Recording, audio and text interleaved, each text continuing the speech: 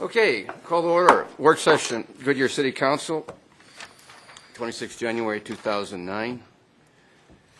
All council members are in attendance. We have two items on the work session. Again, no items will be for decision-making. All are for discussion only. First one is an update on the status of spring training, and Nathan and Regis of that one.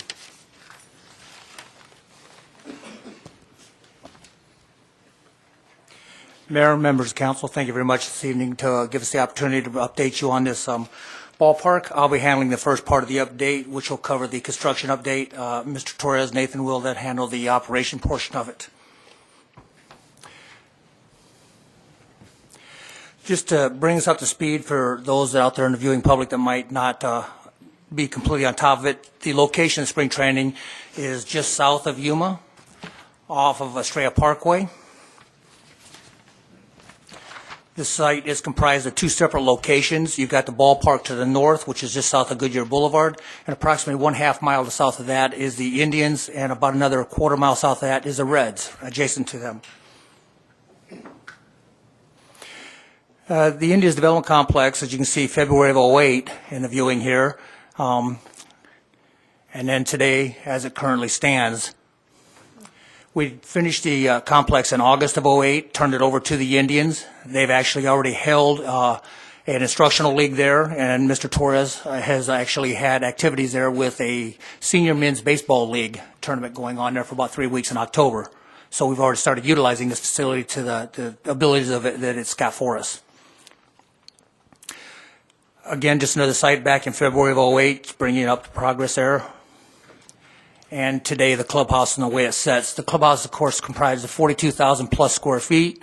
It has operations for the minor and major leagues, comprised of 3 locker rooms, 2 minor league and 1 major league. A very large, nice wet room for jacuzzis, HydroWorks situation where the players can rehabilitate themselves. The complex itself is made up of 6 full fields, 2 half fields, and a agility field. Going up to the Goodyear Ballpark now, to the north. This is back in May of 2008.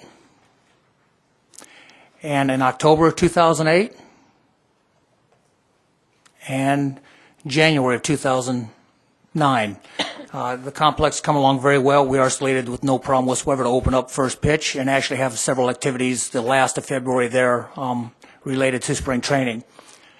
The ballpark is comprised of a 10,000 plus seat bowl, 8,000 fixed seats, 1,400 approximate berm seats, and the rest of the seats are comprised in a 3rd level party deck or observation deck and the right field observation deck. It's 3 tiers and houses a portable expandable bar. This is a good view of the right field observation deck. You can see it's about 45% covered, keeps you out of the elements. Below that is 2 locker rooms for the Indians and the Reds. And immediately below that in the green, you'll see some chain link look. That's an indoor batting tunnel that houses, and again, outside of spring training, this is utilized by Nathan Torres to book different types of championships, tournaments, things like this, and it gives great use for those 2 teams to use those locker rooms in the indoor tunnel. Roadways and plazas are progressing also very, very nicely. All of the pavement is down. The last of the sidewalk was placed today. Landscaping's ongoing. The plaza area itself is just going to be finished up by the end of this week with all the paving work. As you can see, there's a good progress on landscaping itself with all the smaller plants and stuff going in at this time.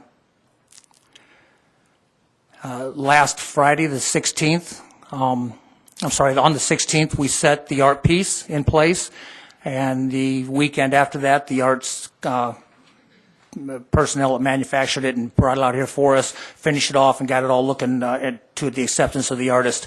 One thing I'd like to add, I was there that afternoon and spoke with Donald Lipsky, our artist that designed this for us, and I paid the city a very, very nice compliment. He said this, of all the projects he's done, and he's done a lot of them throughout this country, this has been one of the smoothest operations he's ever dealt with. He credits city staff, our arts department, Diane Kripe, our contractor, Turner, who was a liaison for us with all of this, making sure everything stayed on track and on tact. Just really impressed with the way it came off and how smooth it went, clear down to the day it got set, no hitches whatsoever. Everything worked like it was supposed to. This time I'd like to turn it over to Nathan Torres for operations update. Any questions on the construction? Yesterday, as I drove by the ballpark, I noticed that the sidewalks weren't in. Are you saying that they were poured today? They've placed the last of the sidewalks today around the ballpark. They've got a couple small gaps to fill in, but the majority of the sidewalks are in place, yes, around the ballpark itself, on Ballpark Way, Wood Boulevard, Goodyear Boulevard, and Ballpark Way. Okay, thank you. Another question? Did you want to write Just, it? Yeah. Ray, just, are we getting any input from the public on the public art, positive or negative? Mayor, I haven't had too much from the public. Talked to a tremendous amount of designers and contractors around there, and it's kind of a mismatch of opinions and whatnot. A lot really love it, think it's pretty spectacular. A lot don't think so much of it, to be honest with you. But again, I think that's what art's supposed to do, isn't it? Absolutely. Good point. Yeah. That's exactly it. Yeah. Thank you very much. Good answer for a facilities guy. No, excellent. Thank you, Mr. Mayor and Council. My name is Nathan Torres. I'm the ballpark manager. It's my pleasure to give you an update on spring training preparations. About a year ago, we broke our planning phases into a three-phase process. The developing phase, this was sitting down, articulating our drafts and plans, and how are we going to sell concessions? Are we going to do it in-house, out-of-house? Same thing for tickets. Just basically mapping out our roadmap for how we plan to operate this facility. We then moved into the execution phase with the execution of all of our contracts. And we're now in the final phase, which is the coordination phase, basically bringing the pieces of the puzzle together. As you might imagine, the past year has been very, very intense. Typically, preparation for spring training takes about 8 months, and that's with the shell full and everything in place. We've been able to accomplish much more than that with nothing in place in a little over a year. So I'm quite pleased with our efforts on this. And I'm also proud to report that our shelf that had nothing on it is now quite full, and we may even display it at the ballpark. Additionally, it's important to note that we are here today in a near completed capacity with our operations due to the help of almost every department in the city, from IT, HR, fire, police, parks and recreation, finance, communications, economic development, water and public works, legal, and as well as our partners with the Indians. Literally every department in the city has touched this project in some fashion and has contributed to the success where we are today. Some of the key areas we're going to discuss tonight are we're going to provide you an update on concessions, ticketing, our marketing strategy and approach, advertising and sponsorships, traffic management, and then other general operational areas. We executed a 5-year deal with our concessionaire provider, Ovations Food Service, really one of the top providers in the nation with regards to providers of this type of service, and we're pleased with their efforts as for. Part of that deal required a $1.3 million investment from Ovations to the facility, which after 7 years will become the city's property. Our permitting is underway. All the initial permits have been placed. The remaining outstanding permits are, you actually need the physical footprint, and everything must be in place prior to them signing off. So that's basically the final walkthroughs is what we're waiting on. Our liquor license is also in place. Hopefully we have some Coca-Cola drinkers. We will be a Coke house, and we're in the final stages of negotiating that contract as well. Along with that, our concepts and menu development, we really feel that the concessions offered at the ballpark are critical to the fans' enjoyment of the game, almost as critical as to what's taking place down on the field. Many people come, they will watch the game, but more importantly, it's the environment that they're coming to participate in, whether it be a family fun environment or to taste some of our signature concepts, and we have a few laid out for you today. The ballpark features 4 permanent concession stands that will be complemented with 27 portable cart locations. And the design basically accommodates the fans' needs, meaning we're through the portables, we're hoping to reach the fans closer to their seats so that they're not having to walk further distances to get their concession services, as well as eliminate long lines. So we will be offering in upwards of 48 total points of sale.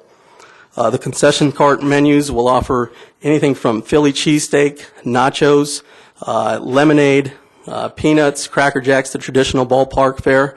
There will also be a hand-carved sandwich station, and so the portable carts are going to offer a diverse variety of food. I'd like to highlight some of our concession fixed portable stands. This is the third base entrance, third base plaza. It will be home to the Tamales Mexican Grill. Of course, every fixed stand will offer the traditional ballpark fare with these signature concepts. So this will have grilled steak items, burritos, tamales, in addition to the traditional ballpark fare, and that's tamales. This is at center field. It's the ballpark grill, better known as the show. This will basically offer traditional ballpark fare with a mixed funnel cake, French fry, as well as fried bologna on a stick. Very unique. I'm told very popular in the Cleveland area. The verdict's still out, but we hope it will be successful. And we'll actually save one of those for each of you. Oh, thanks. Oh, gee. At the home plate, we'll feature Hot Dog Nation. This stand basically will feature hot dog favorites, the Chicago dog, New York dog, an Arizona dog that will feature chili and onions. This will be highlighted by the Cleveland dog, which will have chipotle barbecue sauce, slice of bacon, diced onions, shredded cheddar cheese, as well as a Cincinnati dog, which will feature chili, fried onions, and shredded cheddar cheese. So we're trying to tie in our concession fare to the fans that are traveling from the team's hometown. Alka-Seltzer. Interesting. Pizzaiola. Classic pizza, again, the traditional ballpark fare with pizza, meatball sandwiches, meatball sub, cheese sticks, and your favorite buffalo wings.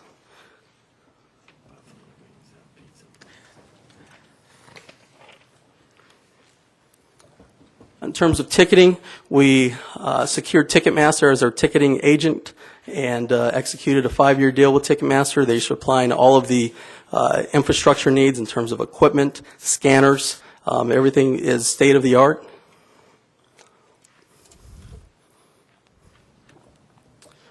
When we approached our ticket pricing for the ballpark, we conducted surveys throughout the Cactus League, priced accordingly. We want it to be fairly priced and positioned to others in the Cactus League, and we accomplished that. The ballpark offers everything from a $8 lawn seat up through a $35 all-inclusive seat at the terrace level.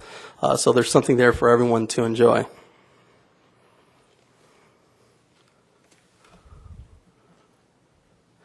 Ticket sales, we had to improvise.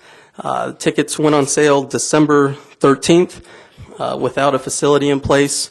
We erected a temporary box office located at the Indians Development Complex and opened up our ticket office operation. The Indians are actually running our ticket office operation this first year, something that we will take over in subsequent years.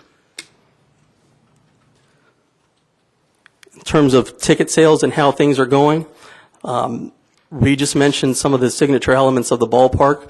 The terrace level, which is the third floor party deck, is already booked for 9 out of the 18 games to groups.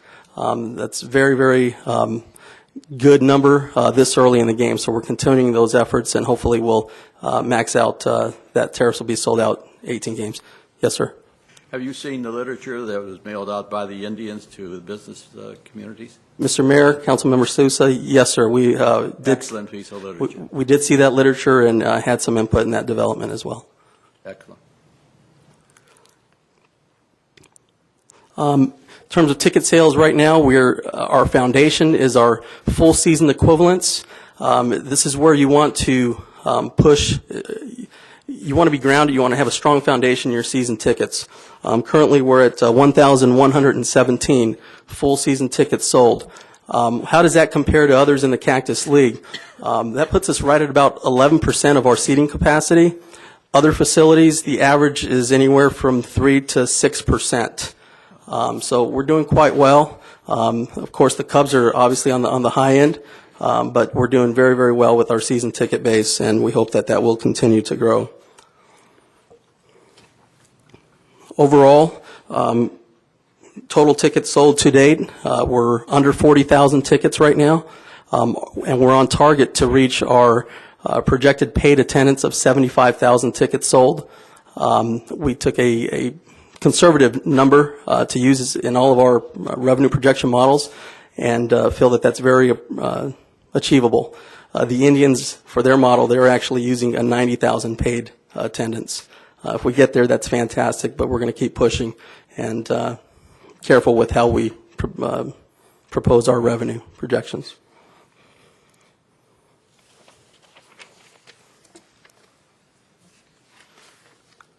What does the ballpark have to offer?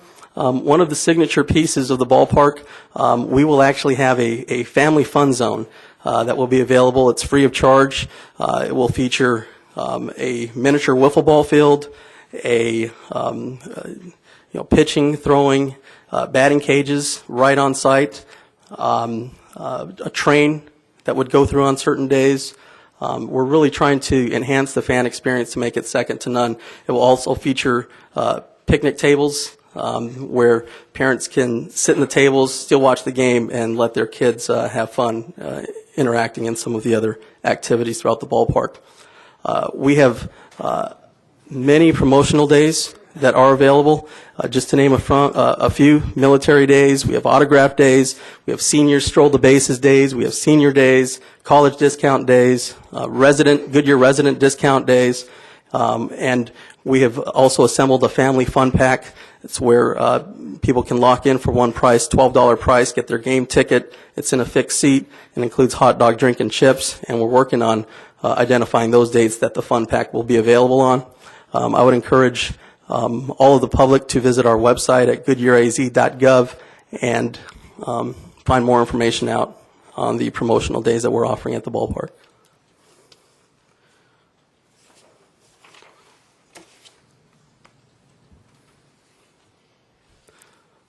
Marketing, this has been a comprehensive effort with marketing.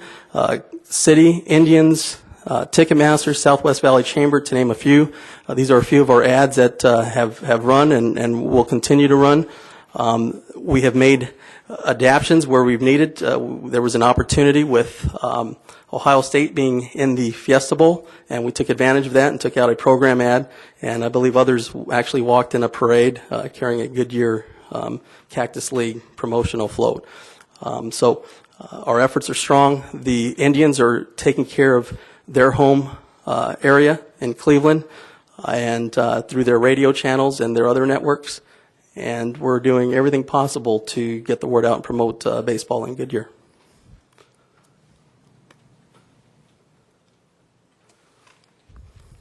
Advertising and sponsorship, our approach all along has been, one team is a tough sell when you're dealing with other multiple teams in the market, multiple team facilities. Our approach was, we don't want to saturate the place. We want the place looking nice. We want to provide more value and limit our inventory. So we did that. We limited our inventory. We provided more value in terms of signage opportunities, larger signs. And so far, that approach has been working. We're working closely with economic development on mail lists, and we've hosted 2 mixers where we actually brought in the business community to take tours of the ballpark, as well as provided us an opportunity to provide sales opportunities to them.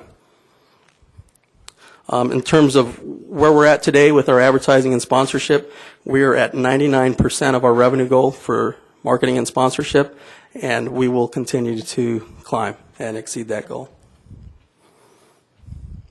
And that's largely to the efforts of Debbie DeVinny, our stadium coordinator.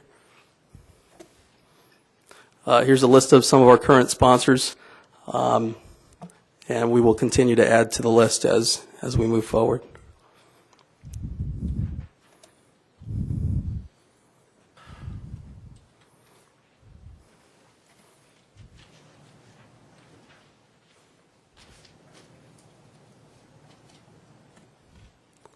See where we're at here.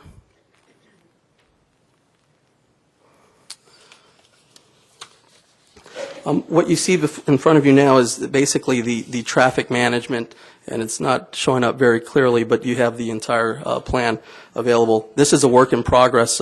We realize that we will win or lose the public appeal with traffic, and it's something that we're taking very, very seriously. Many meetings with police, our traffic engineer, ballpark, the Indians, everyone pretty much is involved with the traffic management plan. There's another meeting this week, and we're working on the egress and ingress, and we understand that there will be changes necessary, but we want to make sure that we do our due diligence with regards to how we're managing traffic. Part of the traffic plan includes a route for player transportation. Per contract with the Indians use agreement, we are required to provide a seamless route of travel to and from the clubhouse and to the ballpark. And our traffic plan is designed where we can actually limit traffic on Wood Boulevard and allow for seamless travel as possible along the route between the ballpark and the development complex.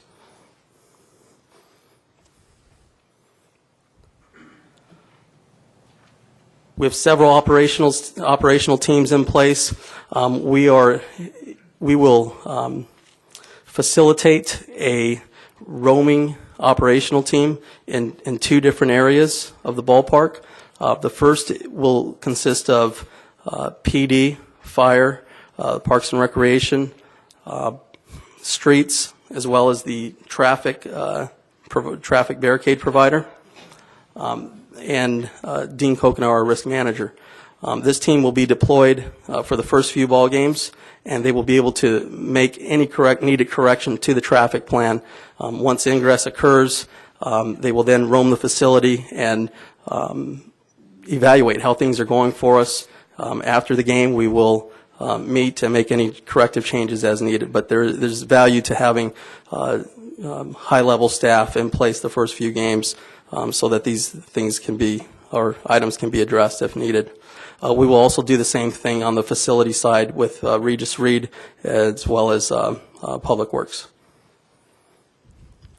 Our nonprofits, we have nonprofits in place to supply our Pebble Creek Men's Softball Club will supply our ushers. White Tanks Rotary Club will supply our guest services, and AYSO Soccer will supply our ticket takers. Each of these operational areas will be supervised by our city staff, and that training for these volunteers is scheduled for February 3rd and 4th. We will probably have close to 100 volunteers every game. Ballpark grand opening scheduled for Saturday, February 21st. Ribbon cutting and art dedication ceremony at 9:30 a.m. That will lead to a festive event beginning at 10 a.m. It's our Fan Fest. It will feature, it's a family-themed entertainment. The Indians will actually come out and engage in live practice. We will have run the bases, play catch on the field, interactive activities for kids. They will actually be able to throw, hit, and run. It's highly interactive, and it will be the first time that the public will be introduced to this great facility. And of course, concessions and novelties will be available for purchase.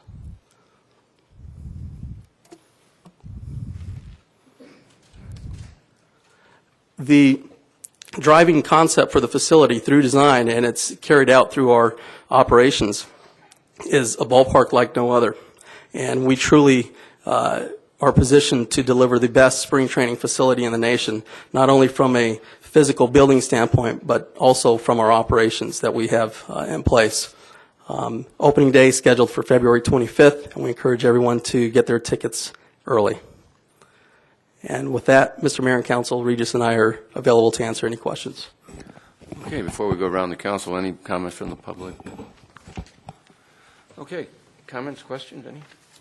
Yeah, are you working with the people in the Australia community on kind of little public relations before we open up for a game, since that road is a road they use frequently?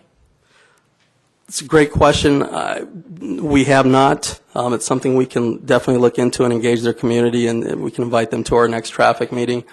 Absolutely. It's not something we have done previously. I think it would be a good idea, and let them be a part of the conversation. It's great. Great point. We will. I had one question. I know there had been discussion in the past about some kind of Ohio welcome special, I don't know, early opening for the Ohio people that were coming to visit, or some kind of special Ohio day where they were getting, I don't know, welcome bag. Has that still been discussed, or? I apologize, Mr. Mayor and Councilmember Osborne. I haven't quite heard that previously. I will tell you that there are several groups coming from Ohio that part of their package includes behind-the-scene tours. It includes dinner after the game and post parties. Okay. So there is something through some of the travel groups that we're working with. Not sure if that answers your question or not. Well, this was a while back that we had discussed it, and I just didn't know if it ever came about. So, thank you. Councilmember Holland? Oh, I just have one question. Besides praising you guys, great job. We're really proud of this, and we're all excited about it. Has there anything been said or done about our special needs people that are be coming in, whether they're children or whether they're older folks in wheelchairs, et cetera? We've taken care of all of that and let our public know. Mr. Mayor, Councilmember Holland, yes, we have. In fact, there are critical design elements that are built into the Sure, ballpark. some of them have to be, of course. For accommodations. I would say that we even took that a step further in the design process, in that typically your accessible seating is located behind the traditional seating. We actually have those accommodations and an elevator in place to get people with special needs and accommodations to the very front row of the ballpark. So those accommodations are in place. Through our guest services program, we will have wheelchair deployments. So they will be positioned at every gate as the public enters. Should someone need that assistance, we have staff and volunteers in place that will wheel those people and assist them accordingly. In terms of parking lot to the ballpark, we will have golf cart transit drivers in place to provide that additional help as well. Oh, that sounds good. I want to make sure that the public knows that we're trying to take care of those people. And again, I'm very excited about it, and I just say, play ball. Let's go. Councilmember Souza? Thank you, Mr. Mayor. How about first aid facilities? There are first aid facilities on site. We will have a fire team of 3 to 5 personnel, depending on the size of the game, for every game. And they will actually be deployed in the first aid room as well as in the seating bowl, so that they're able to respond very quickly to those that are in need. Very good. Again, my compliments for a job well done. We have a great team in place, sir. Just looking forward to it. No, just again, I want to say thank you for a great job. Most of all, I love your office. But no, it's a great stadium. I think it's one of the best in the Cactus League. It's one of the finest I've seen. Like no other. Like no other is right, and we're really pleased to have it here, and we're pleased to have you here, Nathan. We're so pleased that you came over to Goodyear and the very best to you in making this thing go. And it sounds like you don't need any more than you're doing okay. So, keep up the good work. And I know it's been rough, but you're the man that can do it. And they picked you, and I can see why. So, stay with it, and hey, we're behind you. So go for it. Thank you, sir. And with regards to the office, it would be great, but I don't plan on being in there very much. We'll be out and around, so. Besides, it doesn't overlook the ballpark, so it does. Okay, just one last compliment to senior staff. Leadership demonstrates itself by who it picks, and you've selected 3 people who know what they're doing. So Absolutely. compliments to everybody. Okay, thank you. Thank you. We'll now have Harvey, and we'll talk about infrastructure and service issues within Rainbow Valley.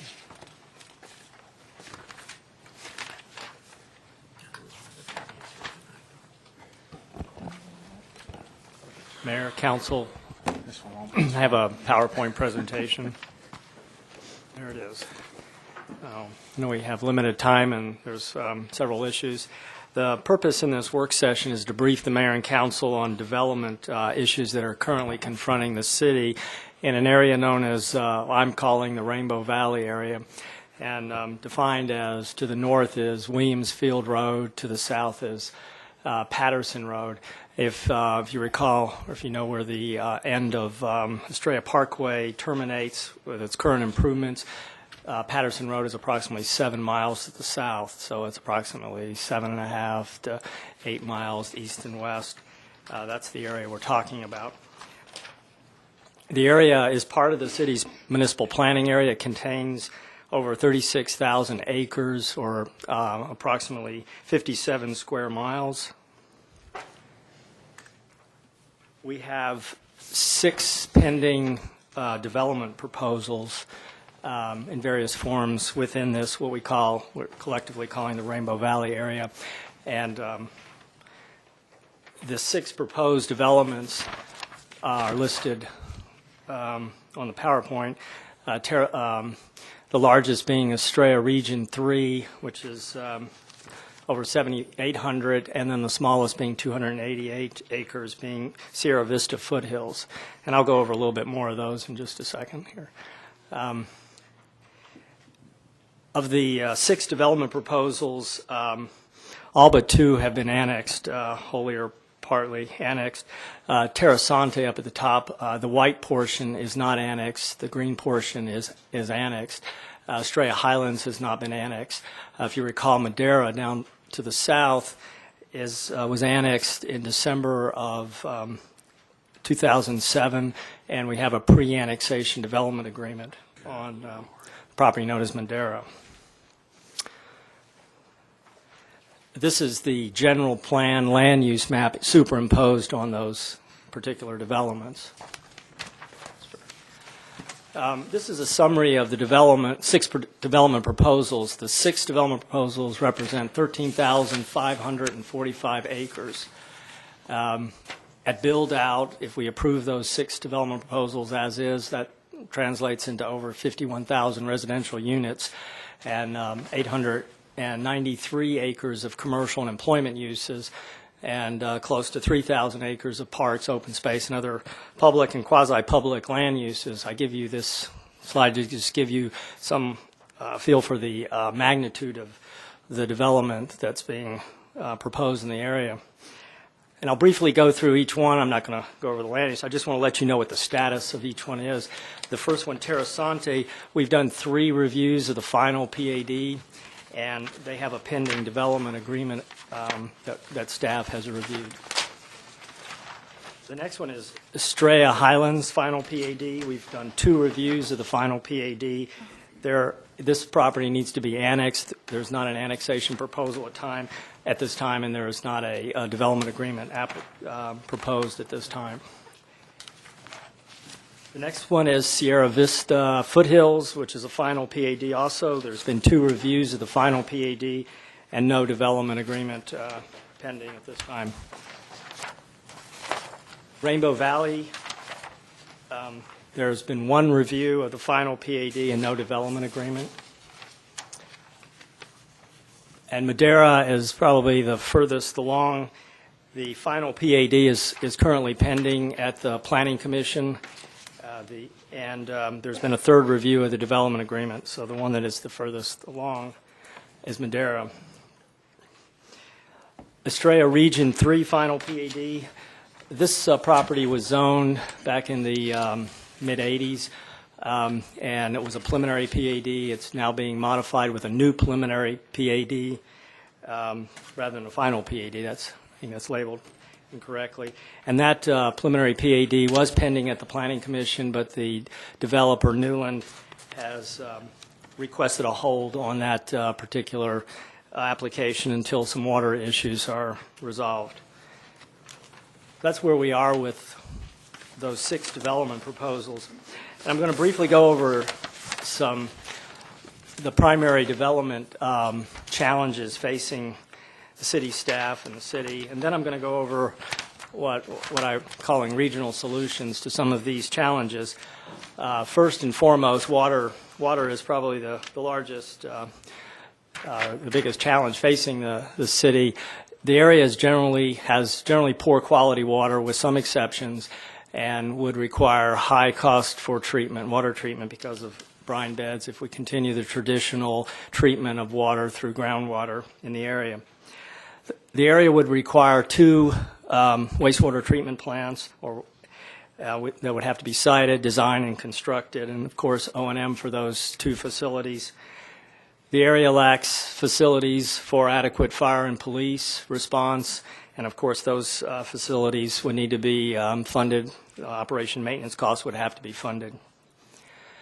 There's a large wash that runs through, that bisects the whole area. It's called the Waterman Wash. It's a very large floodplain.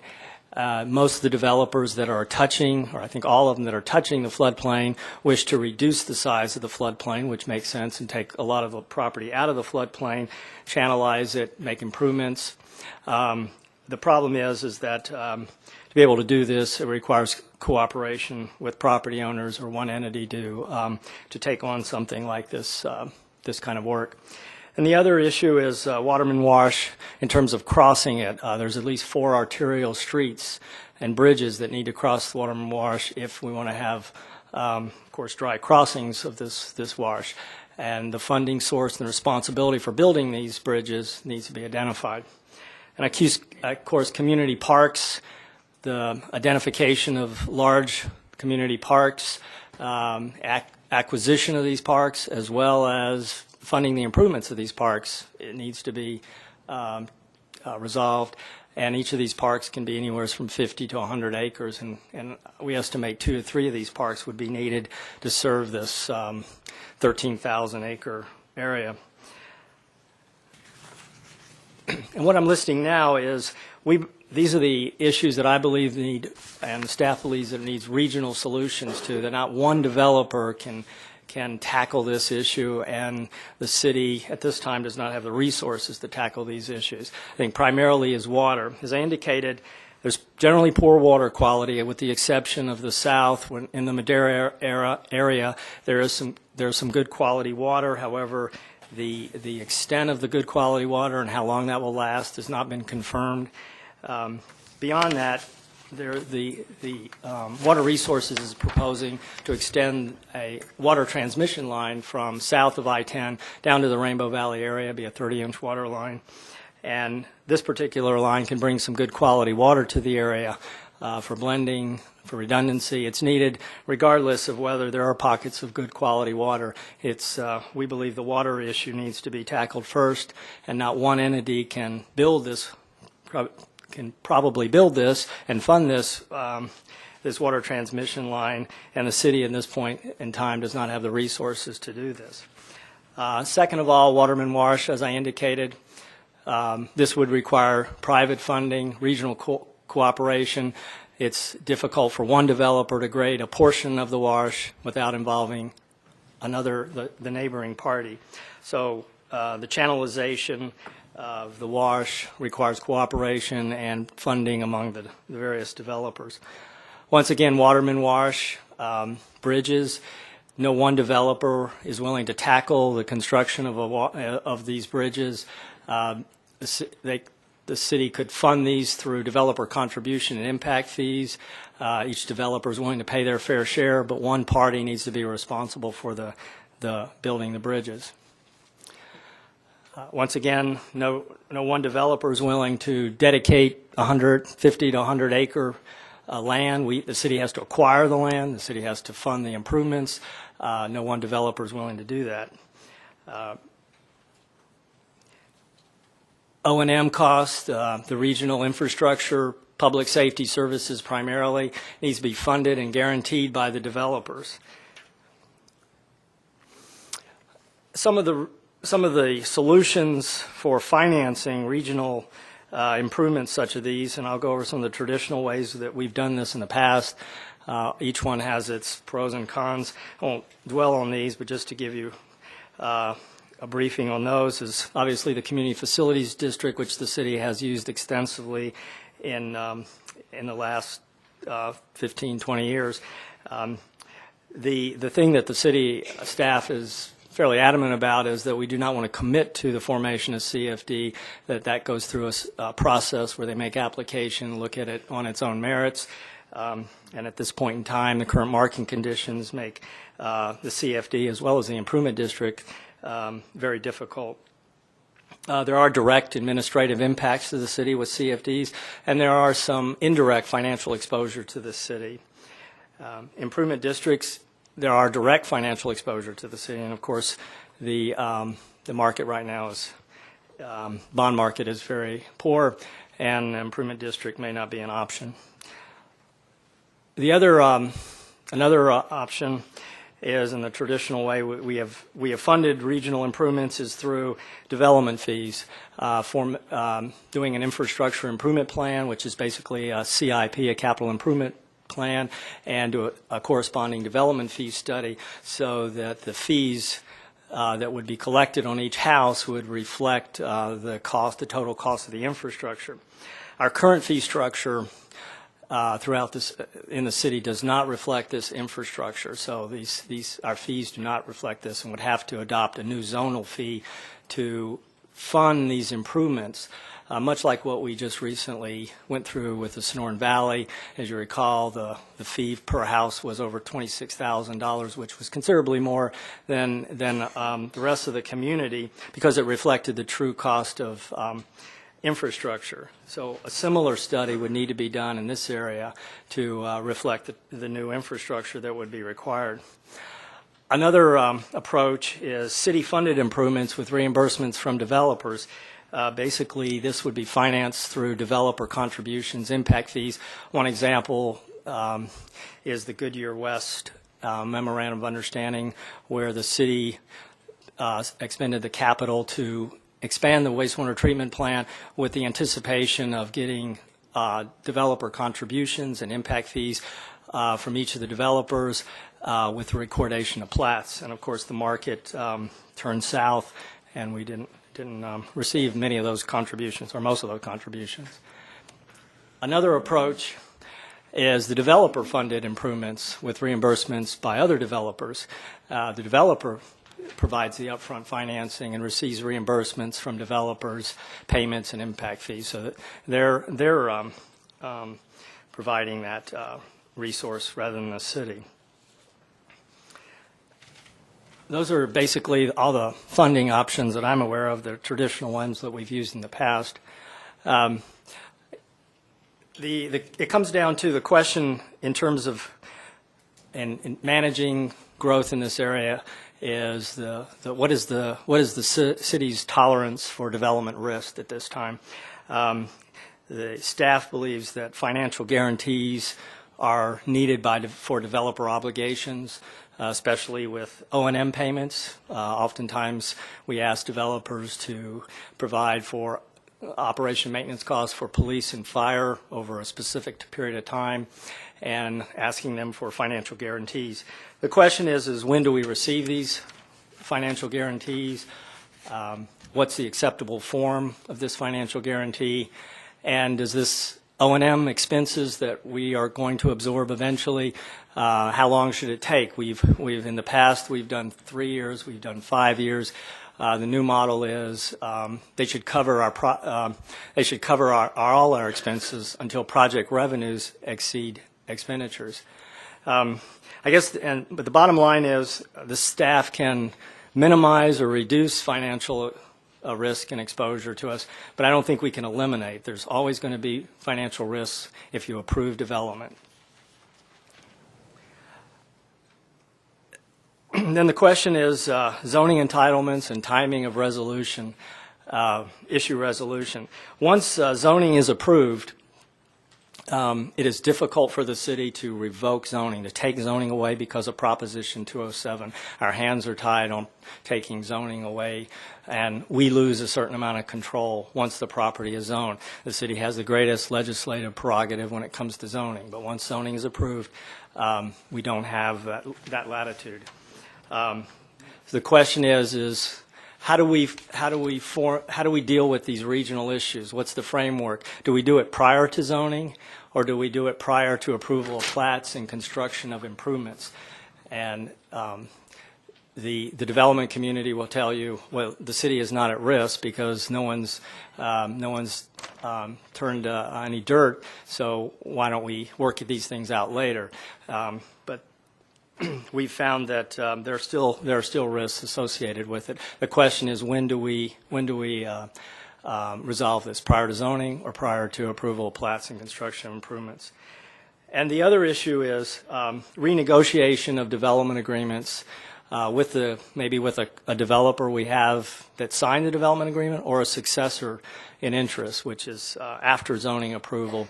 Oftentimes, developers will come and agree to development agreements, agree to pay O&M, agree to put infrastructure in, and then the market may turn south, or the conditions may change for that developer, or the market may change, and then they want to come back once the development agreement is approved and they're unable to perform their obligations and want to renegotiate the development agreement with us. We've seen this on a few occasions, more than we want. And so the question is, and also our development agreements are now being challenged by one developer at least, is we've always taken the position they run with the land, and we continue to take that position. The conclusions, I guess, with this briefing is, what I want to leave you with is there needs to be regional solutions rather than approved projects on a case-by-case basis. We have 6 pending developments in various stages, and we believe that the water issue, especially the Waterman Wash issue, several parks issues, there's regional solutions. There needs to be regional solutions to these, and it is difficult to look at each project on its own merits without looking at the big picture. The city right now is not in a position to commit the upfront costs for major infrastructure. And I don't believe one entity is, or hasn't stepped forward, is willing to do that, to provide the funding to deal with these regional issues. And second of all, next, the city should reduce its development risks to the greatest extent possible, and the staff will do that through financial guarantees for O&M expenses, but there's always risk. And then, I guess, finally, proceed with caution. Right now, we have close to about 8,000 or about 7,700 final platted lots within the city currently. This doesn't include Amaranth. 8,000, almost 8,000 platted lots right now. Some of them are not improved, of course. And I just recently saw an R.L. Brown did a projection on the Valley and Valley's housing in the next 4 to 5 years. And based on the market share that the Goodyear would get, we would get maybe 5,000 to 5,400 units of that market projection over the next 4 years. So we need to proceed with caution with these developments based upon the current conditions and the regional solutions that need to be addressed. I know I've given you a lot of information over a short period of time, and but I'm available to answer questions. I know that there's a lot of interest in this subject based on the number of zoning attorneys in the room, so I see that. I feel it in my back. I Feel those daggers coming at you? do. I feel it. And we want to give the public a chance to speak. Are there any cards or? No. Would anyone from the public, lawyer, developer, anyone wish to speak? Oh, they're all, Dustin? They all want to speak. It's just who's going to go first. We're trying to limit it to 3 minutes, as you know. Mr. Mayor, members of the council, Dustin Jones with Tiffany and Bosco here on behalf of the developer Ariad, which is Madeira, the project that Harvey noted was the one that's probably at the closest stage to coming before you, because we've had two brief hearings before the Planning and Zoning Commission over the past couple months to introduce the project to the commission and begin addressing some of these issues. As Harvey has articulated this evening, a lot of the issues that you see in the staff report, those bullet points, come directly from much of the correspondence that we've had with Harvey as well as with the city manager as we've attempted to address these issues in our development agreement. As Harvey's also indicated, we went through the general planning process about 2 years ago when Sonoran Valley was coming through. We've been in this project and in this process for over 5 years, going through major general plan amendments, sat through all of the hearings. Many of my colleagues that are in this room this evening were in those meetings as well as we addressed Rainbow Valley at the same time that the Sonoran Valley general plan amendments as well as the zoning was going before you. There were a lot of issues that were addressed at that time. As we went through the general planning stage, much of the same comments that came up this evening with respect to regional issues, wastewater, water resources, police and fire, many of those issues also came up as we were addressing general planning concerns for Rainbow Valley. And we appreciate staff's concern in focusing on the details as we've gone through this process.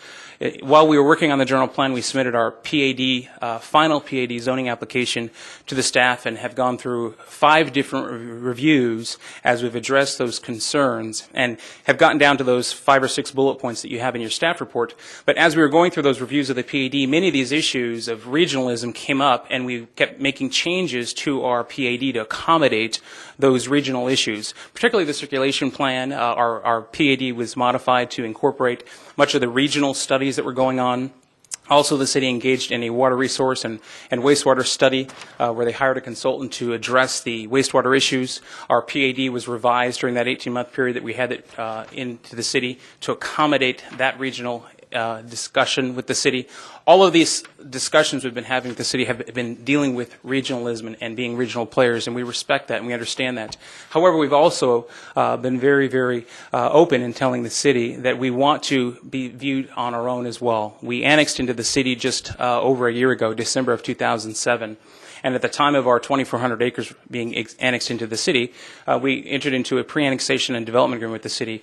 It was always our intention to be able to develop the property. And while we respect the concern and as Harvey says, and we echo, proceed with caution, particularly in this market with the way things are, millions of dollars have been expended to go through the general planning stage, go through the annexation agreements, go through the annexation of the property into the city. And obviously, as a developer, the developer would intend to develop the property when the market indicates that it's allowed to do so.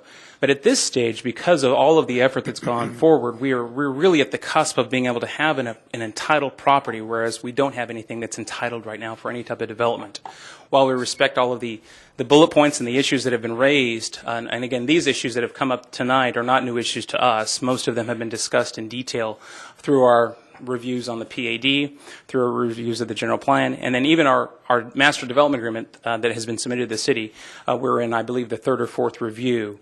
And we feel very strongly we're down to the detail, getting down to the how much and when on many of these development issues, and really just want to be able to move forward. So we are thankful for staff's encouragement to have a meeting this next week, or actually this week, to sit down and discuss the issues. Is that a warning? Is that a celebration? But we're looking forward to being able to meet with the staff this Friday and address those issues. While regionalism is great, oftentimes those who are at the front of the pack get slowed down to kind of wait for others to move forward. So the challenge is getting everyone to be on the same timeline, and we don't believe that that's going to be something that we're all going to be able to accomplish. Every developer has their own timeline, and unfortunately, or for better or for worse, we're at the front of the pack at this time. Thank you, Mr. Mayor and members of the council. Okay, thank you. Anyone else wish to speak? That's it, Paul. pass up an invitation to speak. Paul Gilbert, 4800 North Scottsdale Road. I'll be very brief. Mike Curley heard all those descriptions of food at the ballpark and wants to get out of here, so I'm going to get right to the point. Don't we all? Paul doesn't. I just want to make 2 quick points. I know you need to get out of here by 6. One, I don't think there is any hostility on the part of the development community to work together and to come up with some regional planning. No one is against that. And in this case, I think it's a good idea. The difficulty we have is that how far along in the development do you require us to be before we do that? Our problem for many of us is we can't really engage in regional planning until we know what the zoning is.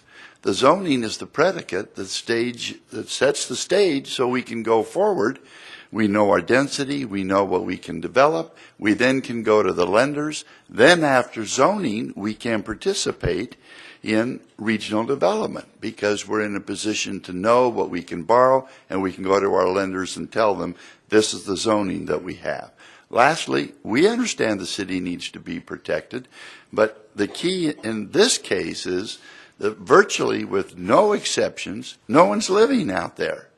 And therefore, there's not a lot of risks to the city in this case, unlike another infamous case that I won't mention tonight, where the city is not at risk as long as you control, and you do, the fact that we can't pull building permits or even under most circumstances obtain subdivision plats until these things are worked out. So there's an inherent protection for the city here, but we really need the ability to have zoning on the property. Now, Mayor, that's the briefest I've ever been. So thank you. Thanks, Paul. Thank you, Paul. Thank you. Further comments from the public? Okay, just before I go around the table, there is a meeting Friday, and is that correct, Harvey?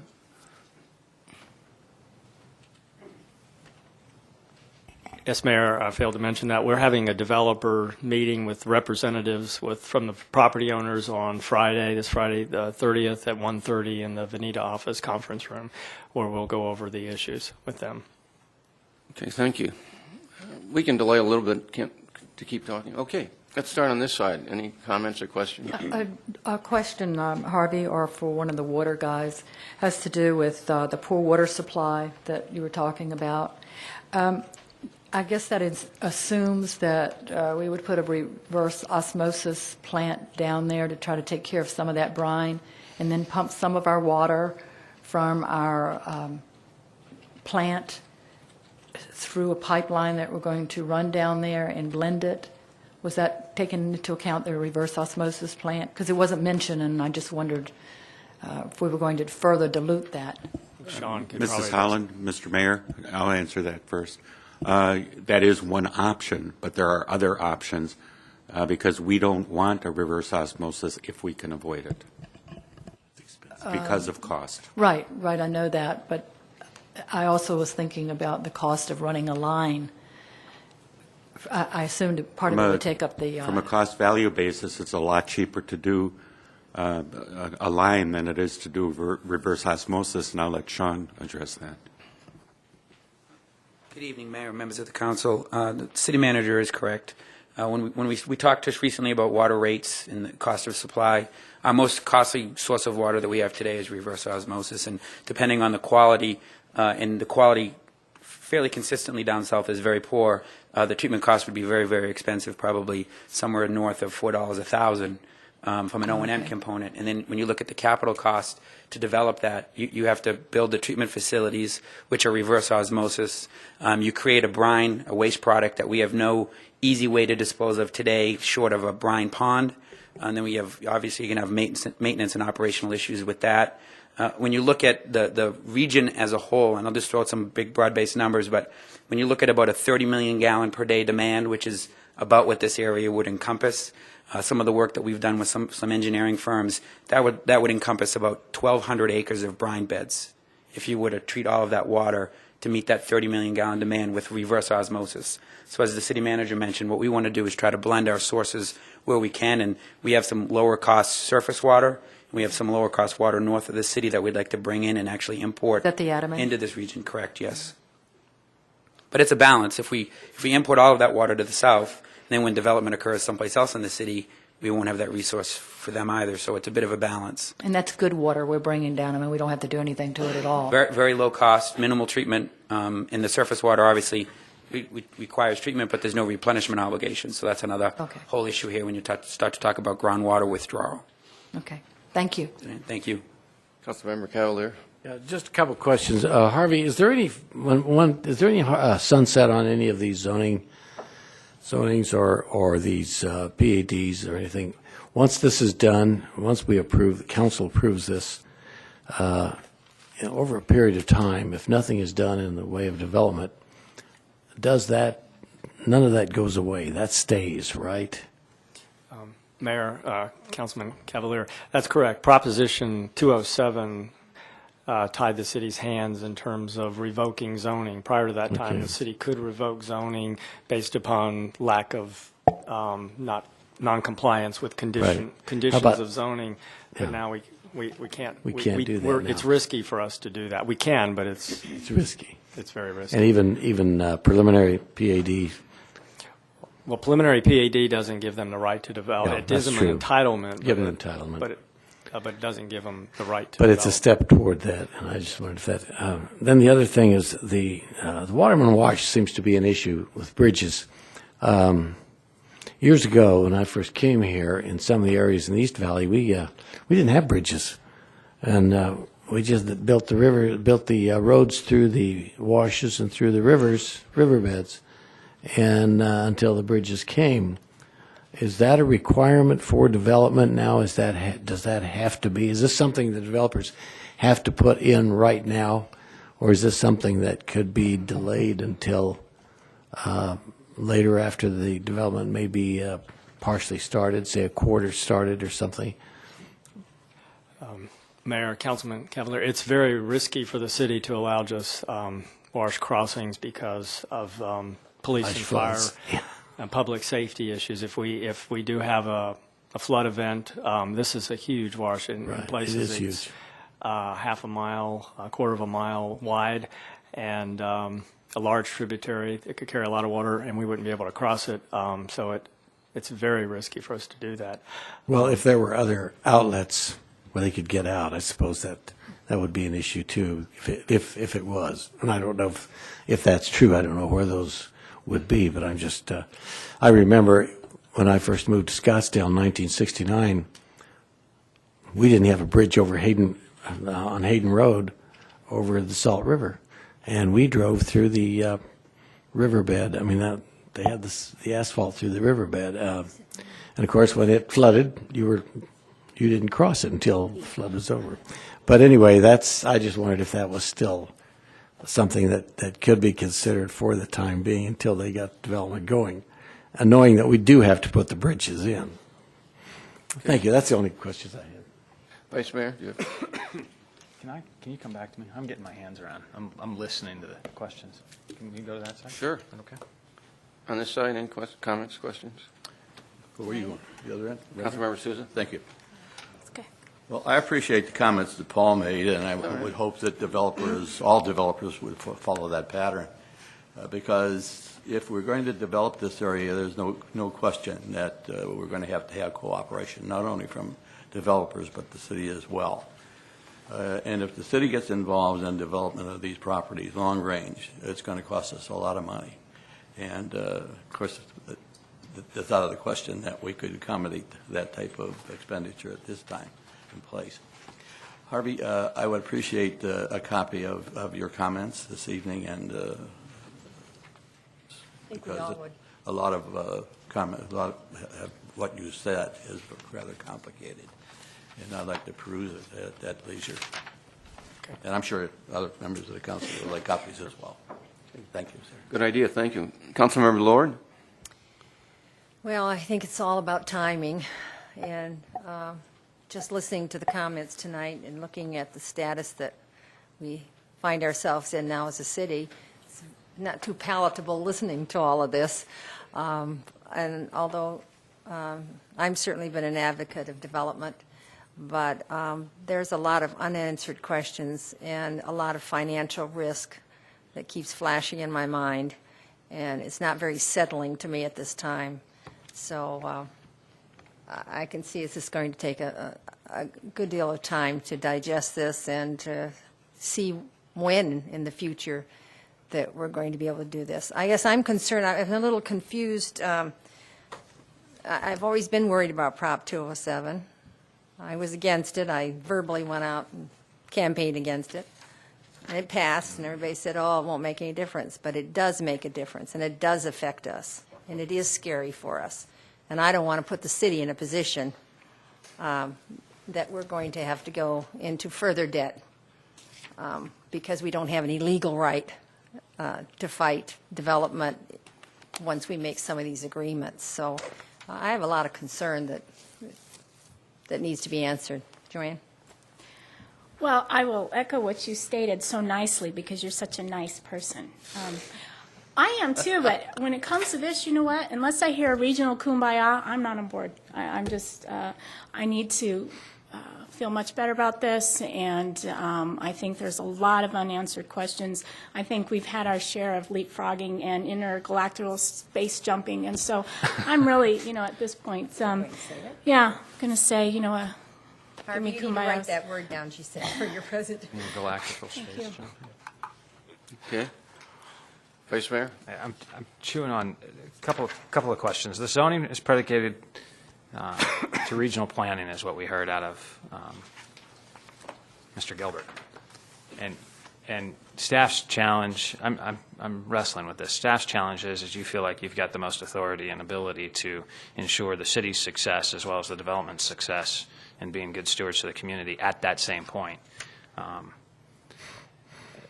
It sounds to me like hopefully you come out of Friday's meeting with a thorough discussion and understanding of one another's positions and work towards a common goal.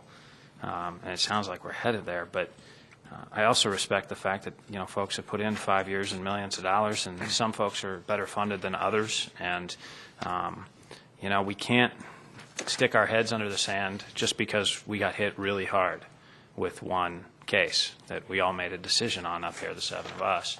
And that the staff, you know, we were riding that wave, and just like, you know, pardon the analogy, but I grew up on the coast, so surfing to me, it's like, you know, we had a really crappy set of waves just wash out on us, and we've got another wave coming, and we've got to be able to figure out how to ride that wave. We're out on the face of that wave. Goodyear, Buckeye, Avondale, the West Valley cities, some of the north part of the valley and the east part of the valley, Pinal County, they're out on the face of that wave, and they've got to figure out how to construct the new surfboard and get on top of it and go with it.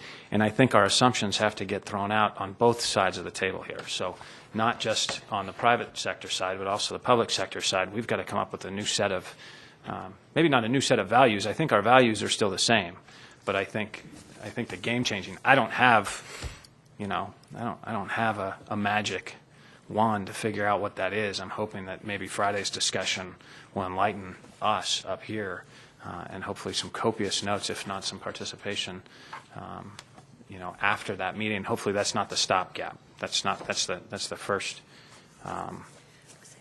the first discussion. But I just think there's got to be a hybrid of the old way and the new way. You know, when it was easy to approve plats and say go forth and rock and roll, and we're a growth state, and that's what we do here.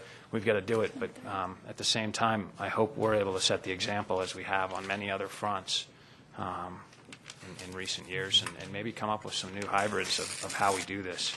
I think we've got to protect the city's financial interests. I think that's of utmost importance, and I guess that's where I'm kind of sitting. If you're looking for opinions from here, you know, usually that's what the work session is kind of guidance to staff, and my guidance would be, you know, a de facto moratorium based on a set of values or criteria that's unattainable in the current financial environment would not necessarily be acceptable by my viewpoint. But at the same time, we are so financially extended as municipalities within the valley that the developers have to have some give and take here too. So it's kind of where I'm at in terms of going forward. Hopefully that that helps out. I mean, usually that's what we're doing during work sessions is opining a little bit, but that's where I'm at. Okay, great. And I think sort of leaning in that direction.